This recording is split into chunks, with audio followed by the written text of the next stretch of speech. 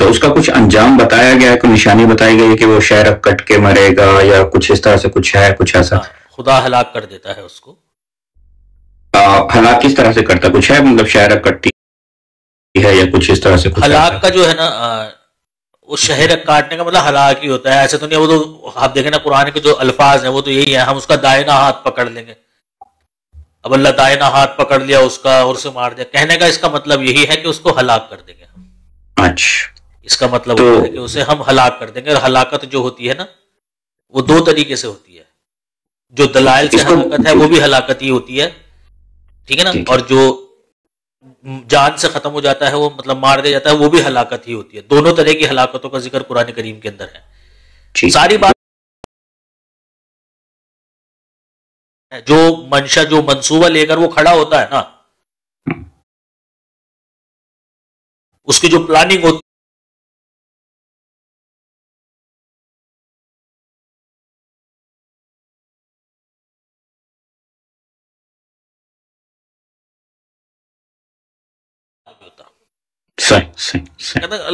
उसमें नहीं कामयाब होता।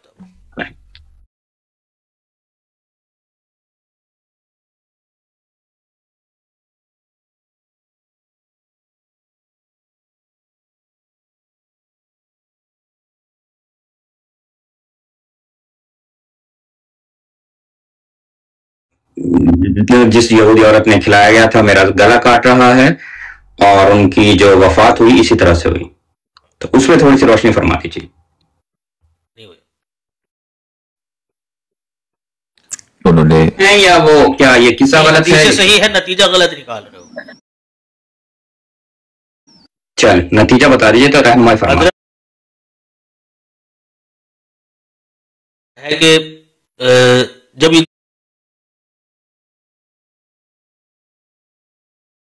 इंसान शदीद तरीन बीमार होता है ना, तो उसके जिस्म पर अगर कोई ऐसा जख्म लगा हुआ हो या ये कि उसके जिस्म पर कोई ऐसी चोट आई हो या किसी बीमारी की वजह से उसका जब जिस्म इस कदर मुतासर हुआ हो कि इंसान मरने की कगार पर पहुंच जाए या ये कि बहुत ज्यादा मुतासर हुआ हो, तो जब बीमारी का गलबा ज्यादा होता है ना तो वो चीज असरअंदाज होती है। मसलन मानकर चलिए कि आपका जो शोल्डर है ना वो पूरी तरीके से जख्मी हो गया, हड्डी वगैरह पर बहुत ज्यादा चोट आई आपके, तो अगर आपकी हालत बहुत ज्यादा बीमारी वाली होगी ना, जिस्म के अंदर कमजोरी आ जाएगी, आपके चलने फिरने से आप कासिर हो जाएंगे, बॉडी के अंदर आपकी ताकत नहीं रहेगी, तो वो जो शोल्डर का पेन है ना, वो जो शोल्डर है वो आपको पेन करना शुरू कर देगा, क्योंकि आपकी बॉडी के अंदर ताकत नहीं है। लेकिन बीमारी या बीमार जी हाँ जी, वो जो हजरत मोहम्मद मुस्तफ़ा सल्लल्लाहु अलैहि वसल्लम को जहर दिया गया था ना, देखें उस औरत ने, वो जहर इतना तेज था कि जिन लोगों ने खाया वो वहीं फौत हो गए। जी जी, मोहम्मद मुस्तफ़ा सल्लल्लाहु अलैहि वसल्लम ने वो खाया, वो गले से नीचे उतरा आपके, लेकिन आप फौत नहीं हुए। और वो यहूदी औरत जानती थी ये चीज, उसने पूछा ना कि मैंने इसमें जहर इसलिए मिलाया कि अगर आप खुदा ताला के नबी हैं तो खुदा ताला आपको इससे महफूज रखेगा, बता देगा आपको,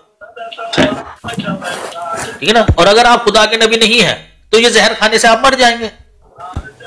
तो मोहम्मद मुस्तफ़ा सल्लल्लाहु अलैहि वसल्लम के साथ जब ये वाकया हुआ उसमें और जब आपकी वफात हुई उसमें कई सालों का फर्क है।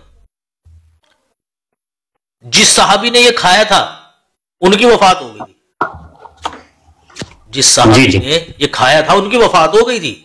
तो सवाल यह है कि मोहम्मद सल्लल्लाहु अलैहि वसल्लम ने भी खाया तो आपकी वफात क्यों नहीं हुई? और फिर मोहम्मद मुस्तफ़ा सल्लल्लाहु अलैहि वसल्लम ने बता दिया, अपने सहाबा को रोक दिया आपने कि मुझे क्या नाम जो है ना, वो इस दस्त ने, यानी खुदा ताला से ये इल्म हुआ है कि इस दस्त के अंदर जहर है, यानी वो जो हाथ था बकरे का कि उसके अंदर जहर है। उसकी शिद्दत मोहम्मद मुस्तफ़ा सल्लल्लाहु अलैहि वसल्लम ने बयान करी कि मुझे ऐसा लग रहा है कि जैसे वो, यानी असरअंदाज हो रही है कि जैसे वो मेरी शहरत काट रही है, यानी वो जो जहर दिया गया था उसका असर महसूस हो रहा है ये। लेकिन ये कहीं नहीं लिखा हुआ है कि उस जहर की वजह से आपकी वफात हुई, आपने बस उस जहर की शिद्दत बयान की। हालांकि ये बात आपको भी पता है कि वो जो जहर था अगर वो असर अंदाज हो रहा होता, यानी वो अपना काम कर रहा होता बराबर उस वक्त, तो मोहम्मद मुस्तफ़ा सल्लल्लाहु अलैहि वसल्लम के मुंह से खून आना, बोलने में तकलीफ होना, गले में दर्द होना, 1000 तरह के मसले होते। और वो जो जहर था उसके बाद तो ना मोहम्मद सल्लल्लाहु अलैहि वसल्लम ने नामालूम कितनी मरतबा खाना खाया है, पानी पिया, वो क्या गले के अंदर ही चिपका हुआ था? नहीं, उस जहर ने वो जो जख्म छोड़ा होगा ना गले के अंदर, वो उस बीमारी की वजह से फिर महसूस दे रहा था आपको। वरना तो आपको भी पता है कि अगर कुछ हिस्सा रह भी गया होगा ना जहर का, तो मोहम्मद सल्लल्लाहु अलैहि वसल्लम ने उसके बाद नामालूम कितनी मरतबा खाया है, पिया है, वो कभी का नीचे उतर गया होगा, वो कौन सा चिपक गया था वहां जाकर, समझे ना? तो दोनों बातें अलग अलग हैं। मोहम्मद सल्लल्लाहु अलैहि वसल्लम ने बस इस चीज का इजहार किया था कि मुझे लग रहा है सके वो जो जहर दिया गया था वो मेरी शहरत काट रहा है, लेकिन उससे आपकी वफात नहीं हुई है। आपकी वफात जो हुई आपकी बीमारी की वजह से हुई, आपको शदीद बुखार वगैरह आया था। जी चलिए अब असल मौजू की तरफ आते हैं कि जो लोग ये दावा करते हैं, जी जी नहीं बिल्कुल, वो आखिरी उसको कंक्लूड करना चाह रहा हूँ। अच्छा। बड़ा अच्छा कि आपने बड़ा इसको वो वाजे कर दिया, बहुत शुक्रिया। नीचे सुनने वालों को भी वाजे हो गया होगा जिनको ये वो गलतफहमी थी।